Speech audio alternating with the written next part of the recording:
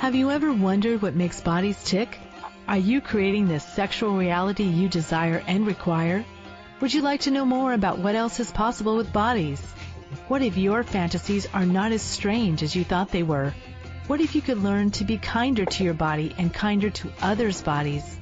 Would you like to create confidence in the bedroom and beyond? How has your sex life or lack of it affected other areas of your life? Have you lost your mojo and wondered where to find it? Everyone has the potency to be a sexual superhero. Get ready to listen, sense, and play with the sexualness that is you. Now, here is the host of The Pleasure Zone, Body Whisperer, Milica Jelenic. Hello, everyone, and welcome to The Pleasure Zone. It is an amazing Monday. We're having fabulous weather, so whenever this gets listened to in the future, because this gets played several times, it could be the winter and people will be like, you're having fabulous weather? How lucky are you? I had to mention the fabulous weather we're having. So today, my show gave me the title at about 6:45 this evening. I was like, oh, now you're letting me know what the show is about. So I'm going to have a little chat with my show this week so that I can have some topics up in advance to actually have people online listening in advance. So those are all so then I was like going into a bunch of stuff around that. I had a bunch of expectations and projections I was throwing at myself. I was like, hey, well, isn't that cute? What if we do a show about projections, expectations, judgments, suppressions, and rejections? And when I asked the show, hey, what else would you like added to this? My buddy Daria Hansen popped out like, bam. So how lucky am I that when I contacted her, she was like, all right, let's do this. So I am so grateful for you coming on today, Daria. And Daria is a certified facilitator for Access Consciousness. She's also like a little sex pot. She's just like super sexy. So for anybody who, and I have to say that because it's true, and for anybody who's like ever seen her in person, sometimes she comes across a bit shy, but this is all changing because I've seen this woman now on video, and she's creating videos that are getting more and more fabulous by the day. And so she's got this, I'm being distracted in my room by my luggage being taken away from me. So she's got some really great videos coming up, and the presence that she's being on the videos is such an invitation. So if you haven't seen any of her videos, please find them. They're on Facebook, and they will be on YouTube, I believe, soon too. If she doesn't know that, I do, because I'll be putting them there. So today we have a kind of interesting topic, as this week, actually just in the last 48 hours, I've, with some of my clients that have come, there's been a theme of women mostly who have had a lot of expectations of their lovers, of their like people who they'd like to be in relationship, and then also vice versa, that there's been a lot of expectation placed on them. And in the last 48 hours, I know of like 3 relationships that have completely changed, and so people would call them breaking up. So there's been like this interesting idea of now they think there's a separation. So there's all this expectation, projection, separation, and there's so much around that is coming up. I was like, yes, and okay, so now you're devastated. Like they're in this energy of being totally devastated about the separation or the rejection. And I'm like, wow, so is like any of that true or real?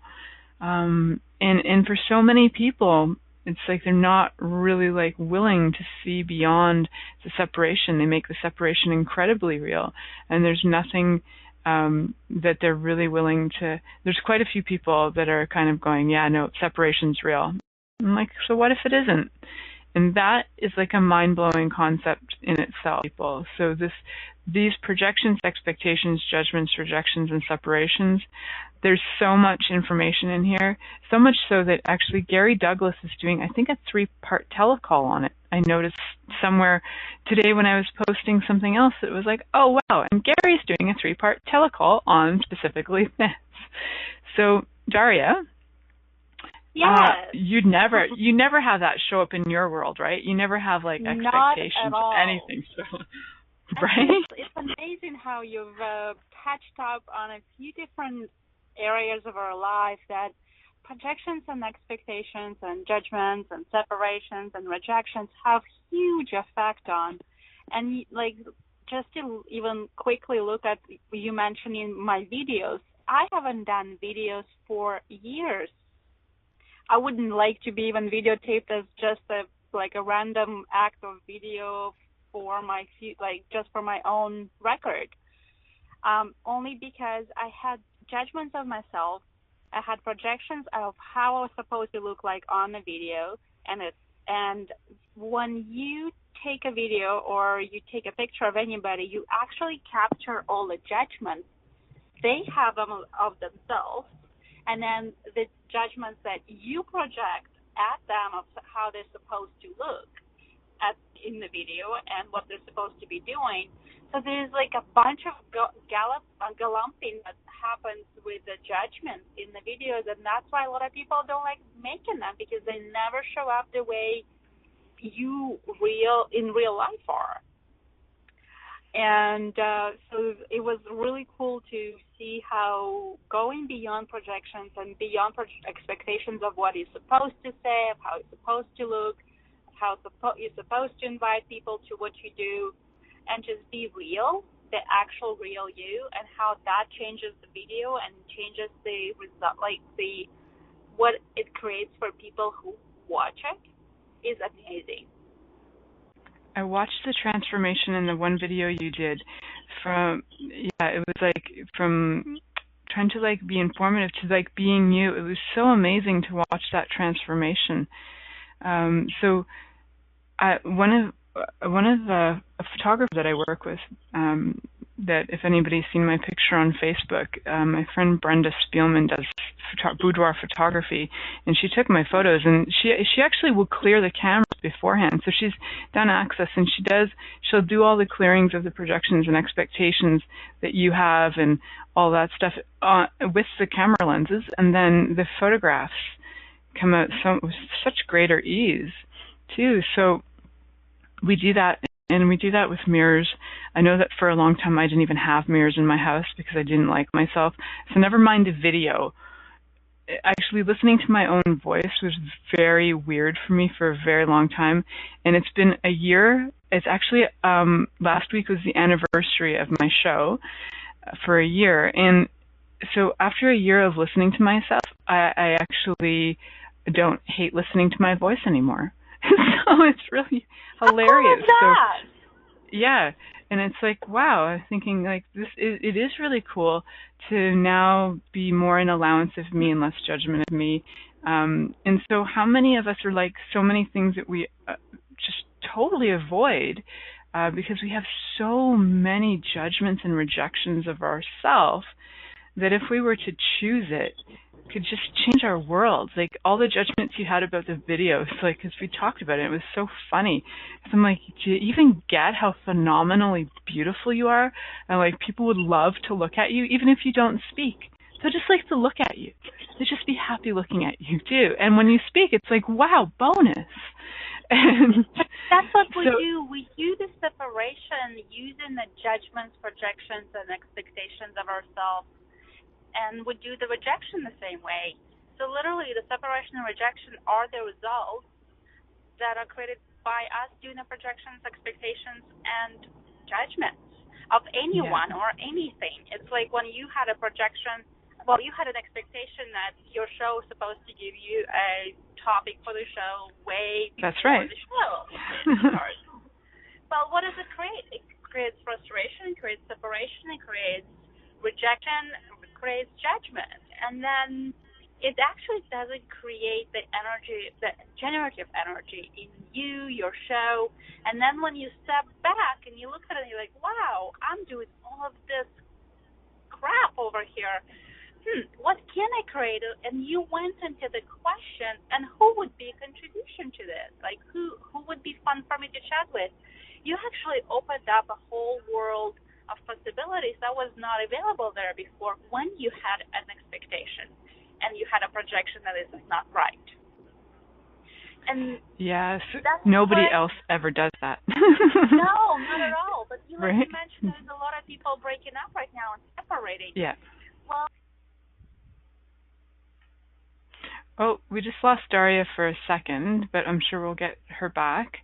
So Daria, if you can hear me and I can't hear you, we will just wait for you to come into a zone where we can hear you. So with the breakup of people, there is a lot going on where people are kind of having a lot of expectations of each other. So it's really funny that, so one of the ladies that I spoke with this week, one of the things she said is, well, shouldn't he want to have my back? Shouldn't he defend me? Shouldn't he this and that? And I said, well, okay, so what if he's not? And what else is possible? So I said, what would it be like for you to have people in your life that you don't have an expectation of? What would it be like for you to just be present with them and not have an expectation of they're supposed to do this, they're supposed to do that? I could expect my daughter to behave a certain way, expect her to clean her room. I could get a lot of frustration out of interactions with her. And I would say that in the last little while, probably in the last year and a half, 2 years, I've had less of that expectations of her, and it's more about, for me now, stepping back and observing what works for her.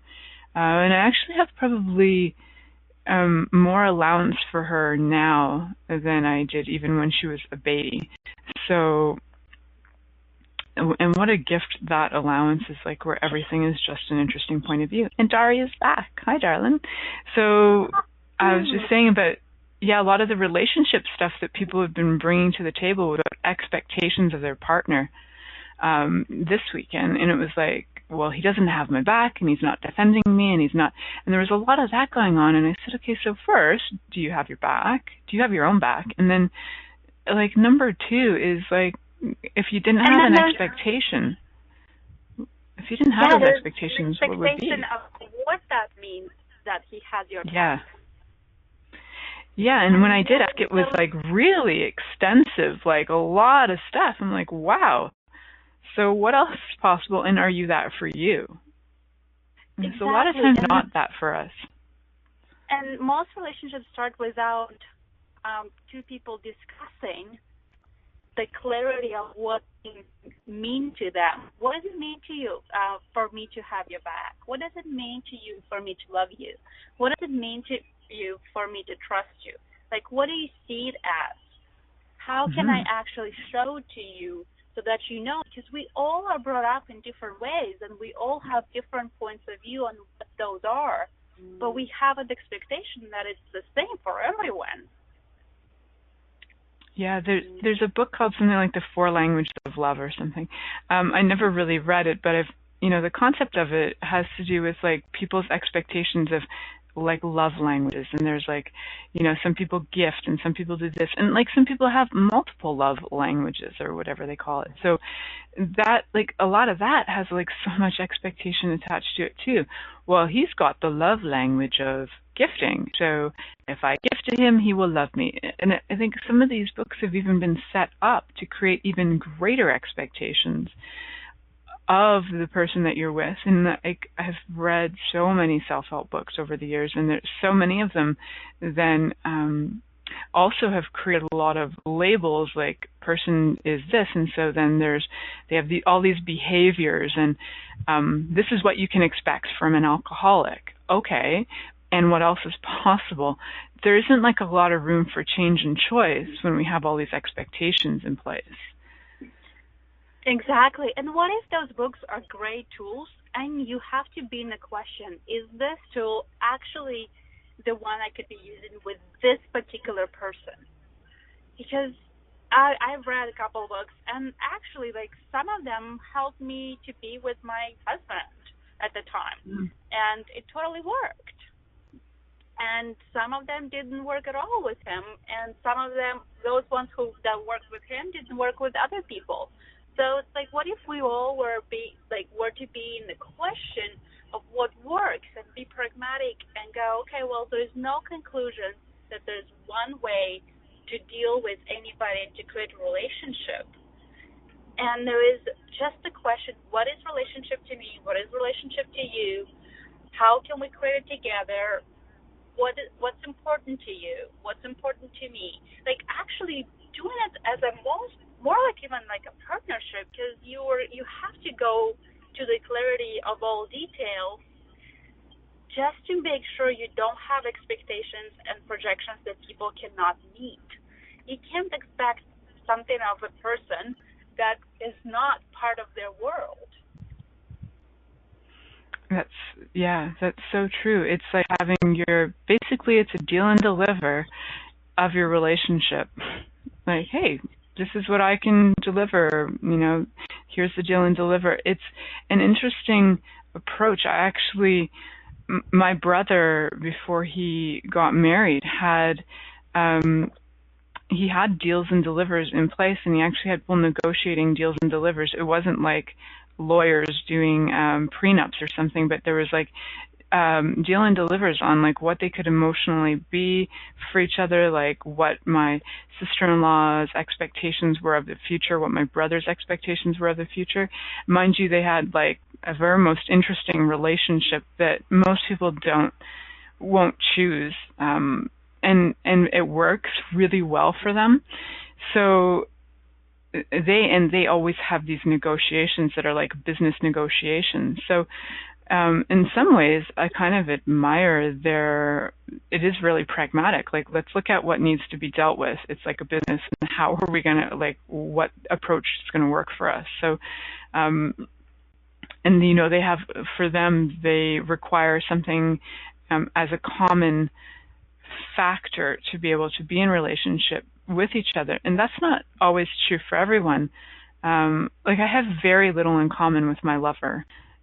Yet it's probably one of the most fun so far relationships that I've chosen. It's just far more expansive. He's very different in so many ways than I am.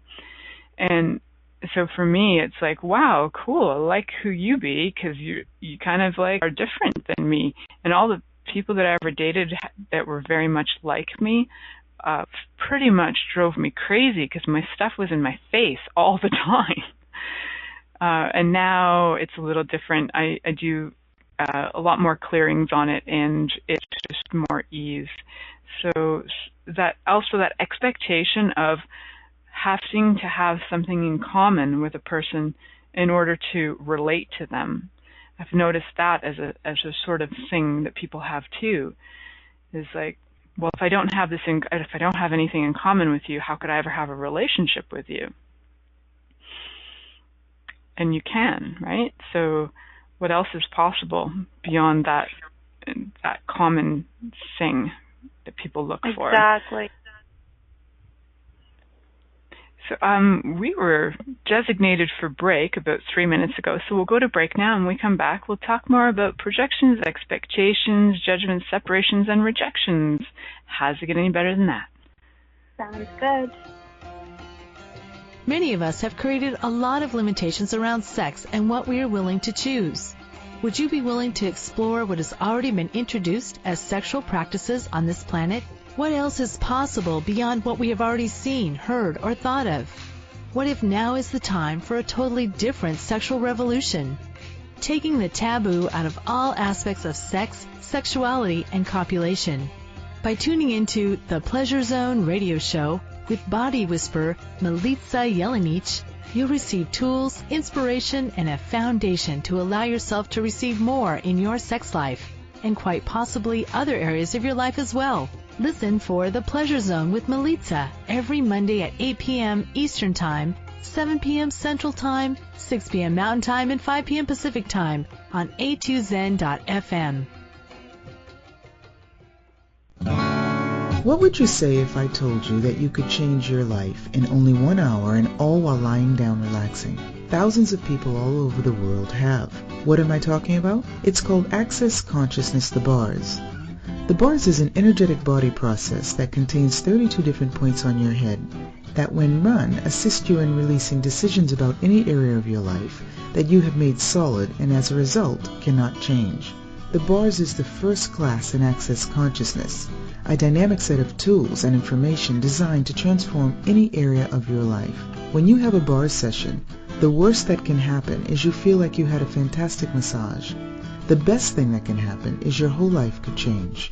Go to accessconsciousness.com today to find a facilitator to schedule a private session or to find a bars class in your area. Are you willing to give yourself an hour to change your life?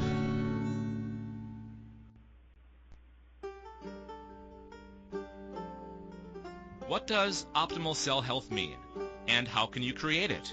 Pulsed electromagnetic field therapy by Swiss Bionics can improve your well-being in every area of your life. The PEMF mat stimulates cells to move and create space between cells for optimal cell function. How does it get better than that? Use 2 to 3 times per day for 8 minutes will improve circulation and immune function. Cell metabolism and repair begins, and mobility also will increase. Do you desire better health? If you're interested or would like a session, call 613-473-3805 or in Toronto.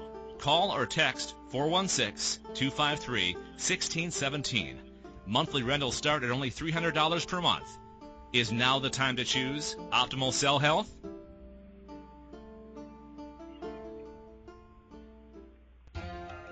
This is the Pleasure Zone with body whisperer Milica Jelenic. To participate in the program today, please call us in the U.S. Call 815-880-8255-TALK or Canada 613-800-8736. Or you can Skype us at a2zen.fm. You can also make the choice to ask for comment by email by sending to Milica at milicajelenic.com. Now, back to the program.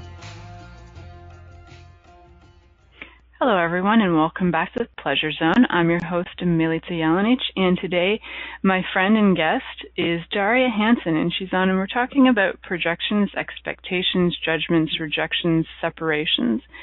When we went to break, I was remembering sort of tapping into the energy of like where can we go with this, and one of the things that came up was a question that somebody had asked me on the weekend, and I know what my response was, but I just wondered, what's your awareness on, so the woman said to me, what do you do? Like, how do you have a relationship without an expectation? Like, what do you do with that? How do you not have to expect things from somebody? Because how else do you create a relationship? She was like, for her, everything about relationships was based on expectations of others.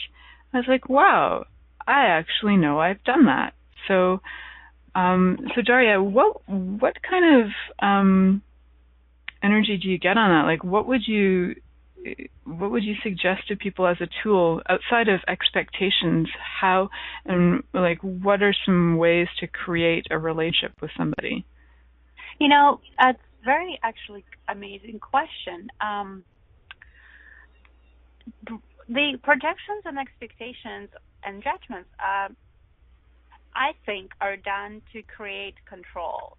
For you to control where the relationship goes, make sure that the relationship is still maintained or created. In this reality, most relationships are maintained more than created. You create your relationship at a dating phase of your relationship, but not really in the relationship phase where you're already settled. And just recently I was asking a question to Gary, and I said, well, how do you control to create more? Because there is still the control done in certain situations to make sure that you are there where you would like to be. And he said to me, Daria, you have to control from awareness. So if you look at your relationship and go, where would I like this relationship to be? What would I like this relationship to be? How would I like this relationship to be? And look at this energy and go, okay, well, what does it take to have this kind of relationship? and then keep on asking questions.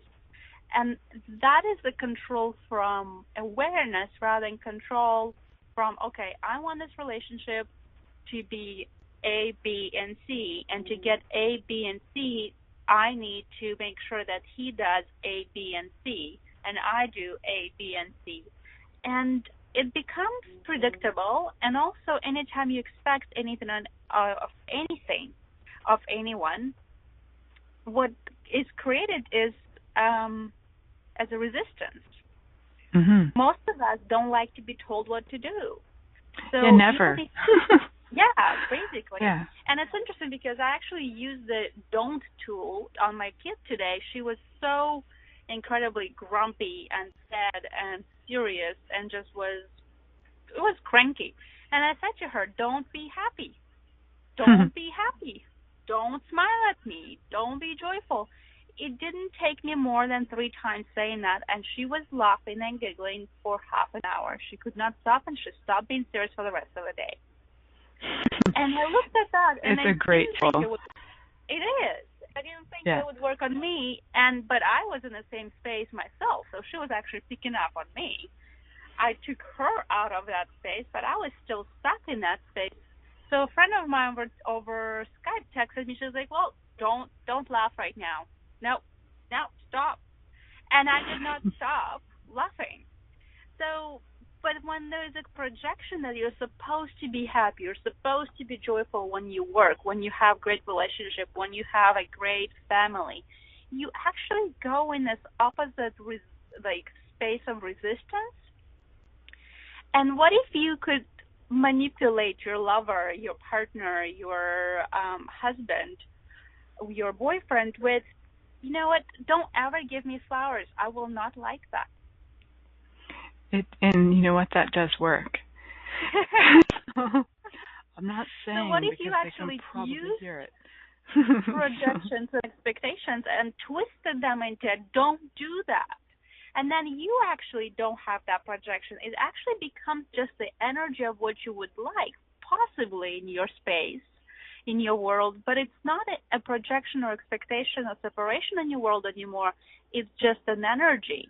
It's nothing they can resist, nothing they can reject and separate from. Yeah, way more fun than the, he should be buying me flowers, and doesn't he want a romance? Yeah, so definitely, guys, definitely don't get your ladies flowers or diamond rings or new vehicles, because no, they will not definitely give you not going to work. Blowjob. No. Blowjobs that could change your world. So definitely don't do that. But there is also this idea of an expectation I get in the world that if I do something for her, she has to do something for me, and vice versa. And that's a give and take rather than the gift of gifting and receiving, where you giving the flowers or you're making a dinner for your lover or giving him a blowjob is actually the gifting and receiving the simultaneity of it, where it's pleasure for you to be that and do that for them, and you don't expect them to come back with anything greater or of the same value. And most people actually expect something of the greater value than even the same value. And then that also stops the relationship and stagnates them and destroys them, because then it's always like, well, if I give her a 1-carat diamond ring right now, then in 5 years I have to create something bigger and give her like 2-carat diamond earrings. So it's like there's this expectation of going greater and bigger all the time, and guys are scared of that. What if I can't afford it? There's a projection of that. And then the same with the girls. What if I can't top up my last blowjob? I'm not sure. Maybe he will not like it anymore. Maybe then he will go and see someone else. Like, there is this expectation that destroys the relationship. What if we didn't have that? And we're wondering, like, what would be nice and kind and gentle gift that will make this person happy and not create any expectations in their world? So if a person is actually receiving the gift, truly receiving it, is there any expectation in their world, or is it just receiving? And they're like, wow, I just received that. And there's like then no expectation of having to gift back or what the next time is going to look like. It's truly being present and receiving in that moment. And that's the most beautiful gift you can ever be to anyone. And I personally haven't often experienced that, and just recently there's more and more of that in my world. And it started with my birthday when a friend of mine gave me a gift that was quite expensive, and I totally received it. And I, for the first time, didn't think that I had to give something back, that I had to do something. It was just like, oh my God, thank you so much. And with that energy, that person's world opened up as well. And it's just the simultaneity of the gifting and receiving that I mentioned before that is a beautiful space. And you would like to create more of that in the world, whether with that person or not. Over suddenly that becomes your new space of functioning from. That's, yeah, exactly. So having those so I love that, receiving the gift and just having it be like such a space of like expansion for you, like the gift actually expanded your life. You know, whether it may have even, you know, energetically increased money flows in business, and that's just like a side effect, because you having the expectation of gifting something to somebody and it will change their life also is going to be a kind of heavy duty. And I've had people do that with me with body work, where it's like they have this expectation and projection, like, oh, you're going to think that what I'm doing is amazing and fantastic, and so you're going to like love me. I'm like, okay, maybe not. And what if there didn't have to be this pressure? Like, what space can you be? So projecting that onto your lover too, like, oh, I'm going to give you the best blowjob ever, is like, that's a lot of pressure on you and pressure on them to receive the best one ever, and they don't even know what that is for them. And it also stops them, like, you will be the best and there'll be nothing better after. And so, that's scary. Yeah. What if something happens to you? Yes.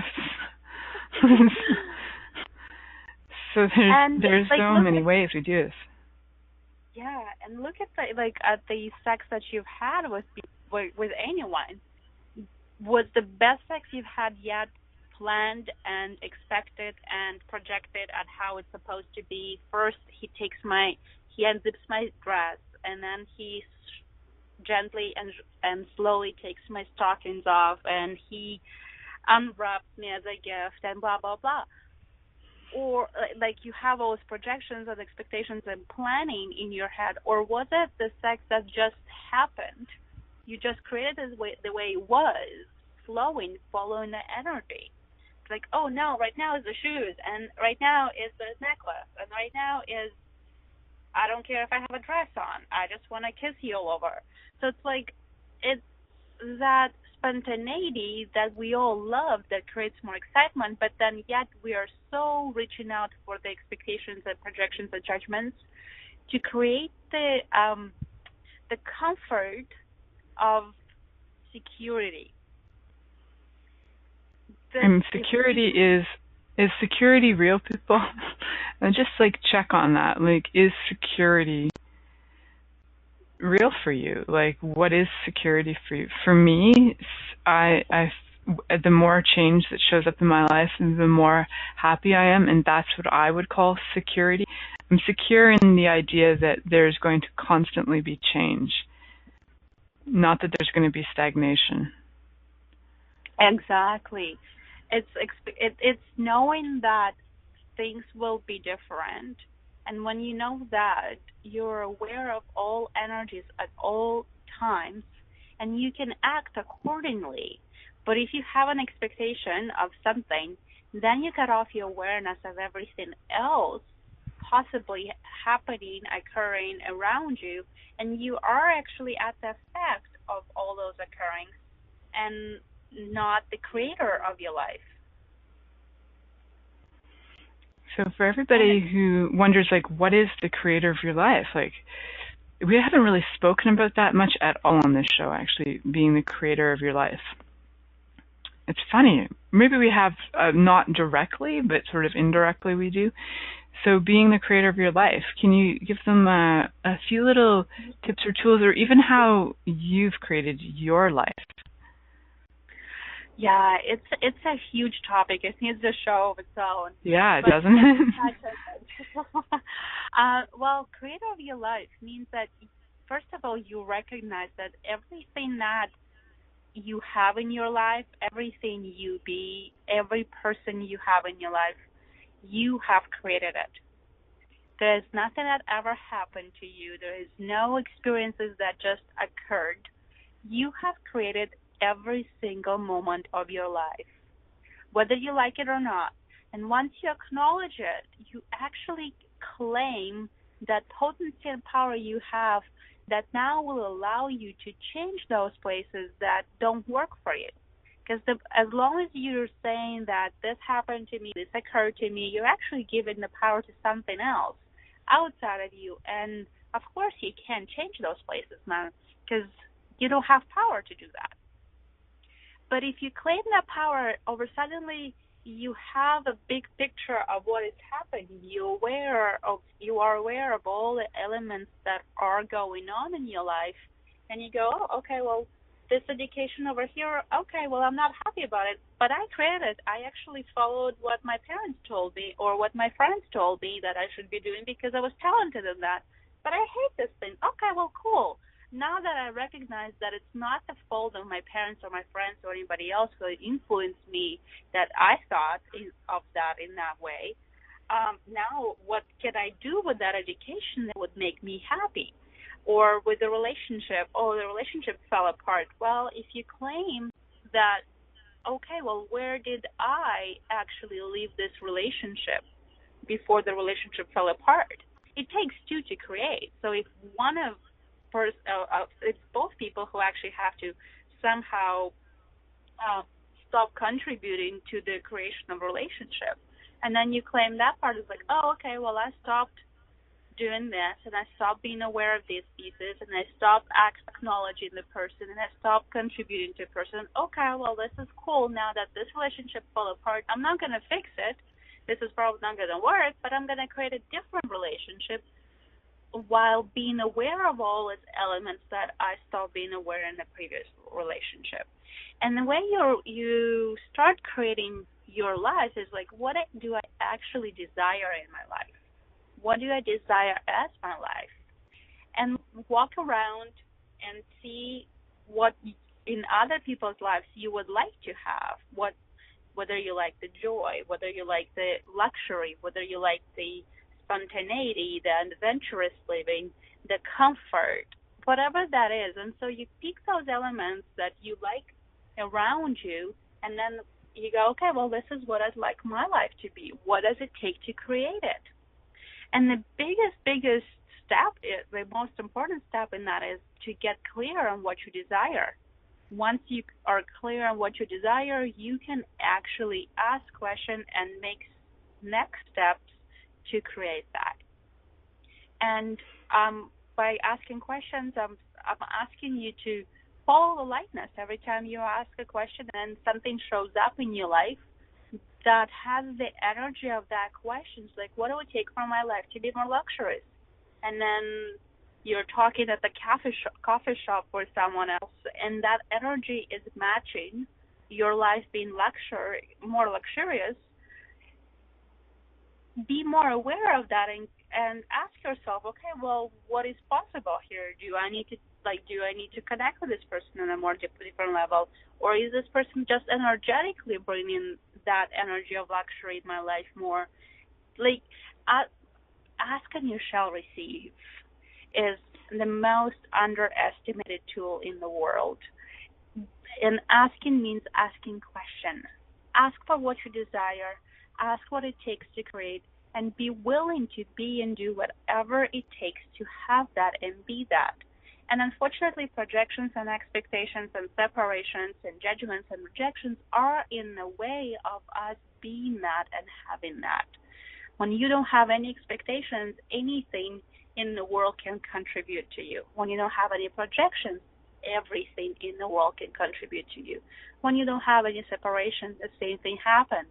Because even the trees, even the flowers, the dirt on the road, everything is willing to contribute to you. And if you're willing to receive that contribution, what could be possible? I went on and on. I know that. I love that. I just love your rant, so I just let you go. I'm like, hey, she's following the energy. Let her rock. It's awesome. with you're talking about the trees and the plants and everything contributing to us, and we've had a few shows where we've done like exercises and having everything to contribute to us. So if you guys are wondering like what is that like, please check in the archives. There's a lot of shows with a lot of exercises on having the earth contribute to you and everything and everyone contribute to you. There was one by Melanie Clampett called Receiving More in Sex and Life, I think we called it, and she did a few exercises on there. So with that, the whole thing with rejections, expectations, judgments, rejections, and separations, I was going into like, what is it that, all the, like, I was like looking at like, where did that get created, and what did we create these things for? Was it to stop us from being, stop us from creating? Like, where, like, what is this? Like, we chose to create projections, expectations, judgments, and rejections, and somehow we implemented it on the planet like it was the end-all, be-all of how to relate to people. And like, what else is possible that we can create now that we have an awareness that this is something that's like kind of everywhere? Like, I know very few people who don't do that, projections and expectations. I think maybe Gary Douglas does it less than anybody I know, but pretty much like everybody else I know does a lot of the projections, expectations, judgments, rejections, and separations. So if we weren't operating from that space and we were operating from receiving and having everything contribute to us, what would the world and the planet look like? That is a great question. And let's keep on asking that and keep on choosing that energy of no projection and expectation and separation. And what if one of the things that we could be doing every day, whenever we remember, is like, well, how do I do any projection, expectation, and separation here? Do I do any judgment here? Do I reject anything here? And just go, you know what? I'm gonna stop that. What's gonna? Yeah, and you can just choose. Yeah, it's choice trumps everything. You can just choose to not expect and project and reject and separate from anything. Just, oh, am I doing that? I am. Can I choose differently? Yes, I can. Choice is phenomenal. What can I choose differently now? Yeah. One of the questions that I heard recently was like, what choice? Like, what can I choose that will actually allow this to show up with ease? And I like, what choice can I choose that will allow me to live beyond the projections, expectations, rejections, and separations? We all know that there is a world beyond these elements. And what if we ask the question, what do we know that only we know, that we could choose now? I don't know, this question is giving me goosebumps. Yeah. But there is no, some people go, well, there is separation in this question because you're asking what do I know that no one else knows. That separates. Well, no, because once you get to know what you know, you get to contribute to the knowing of everybody else. Yeah. Yeah, it's like a little light bulb goes off in a room, and then everybody else's light bulb goes. It's like, so I did the electricity. I wired my house. Because that's what you do, right? You destroy your house and then you learn how to wire. So I was getting to like some understanding of how electricity works, with series and sequence and like how you turn that on. But it's like that when you turn on sometimes when you're wiring something, electricity goes to one light bulb, that electricity keeps going and it turns on all the sequence of all the other light bulbs in the room. if you set it up that way. So to me, it's like the universe is actually set up in that way that it's like one thing turns on and then everything else turns on too. Like your light bulbs turn on and then it's like you become super bright and everybody's like, wow, what is that shining light? And then just you being the shining light is like the electricity that turns on their shining lights. Yeah, be the joy, be the happiness. It's really hard to be sad and I can't find that word anymore. That miserable? Miserable. Yeah. People who are happy. Yeah. My daughter tried this evening just before I got on the radio show, and my daughter was playing the same thing your daughter was playing with, being miserable. So I offered to put a dirty diaper on her head, and then it was all good. And then I was like, we don't have a dirty diaper, so first we have to travel back in time, get your dirty diapers, then I can stick it on your head, and then we're good. Then you can sit there like miserable with a pile of poop on your head. She was done then. That's awesome. Generally, when I involve diapers, she's done. The energy that I've noticed in what you did with the diaper is you used something that she doesn't expect. She doesn't have a judgment of or can project at it. So that's what changed the energy of it, too, where she couldn't resist it or reject it. All she could do is laugh at it. And it's fun, right? So how many ways can you actually use things that are really your creativity, your ingenuity, the things that are maybe ludicrous to other people, can you utilize them as a manipulation to change situations? Like, what do you know? So Mario was asking, like, what do you know that's different than anybody else knows? Like, the way that I parent my daughter and the language I use with her is different than the way Daria parents Sophia, because we both have different beings that we're working with and that we're facilitating, and so they acquire different information at different times, right? So my response to my daughter would be very different than your response to your daughter. So what do you know? And what do you know for you? What do you know for your family, for your friends? And everywhere that you do these expectations and projections onto people, what if you just took 10 steps back from all your expectations, and who would you be? What would you be? What would you choose without all your projections, expectations, judgments, and rejections? It's like, wow, without my expectations, projections, judgments, separations, and rejections, who would I be and what would I choose? It's like, whoa, right? Like, who am I? And there's another thing, like with the type of parenting or type of relationships that we all have, one thing might work in a particular situation, and then we tend to conclude that this will work every time. And that's the expectation that destroys the future possibilities, because in some situations, this exact tool will not work, but you have an expectation that it does. You go with that expectation. It doesn't work. You are upset and disappointed, and the other person is also not receiving what they would like to or can receive from that situation. So being in the question is going beyond the expectations and separation and judgment and rejection. And I'm like looking forward to hearing what Gary has to say about all this in the three-part article that he's starting, because like what I can get to, what we can get to is, I feel like is barely scratching the surface of what's available with all of this. And it's amazing. Like, I'm so grateful that this teleshow is about this topic, because at least we can invite people to looking at the whole life, the world beyond these elements that don't create our life, they actually destroy. Yeah, and absolutely. And so I have my dad visiting right now, and this has been fun.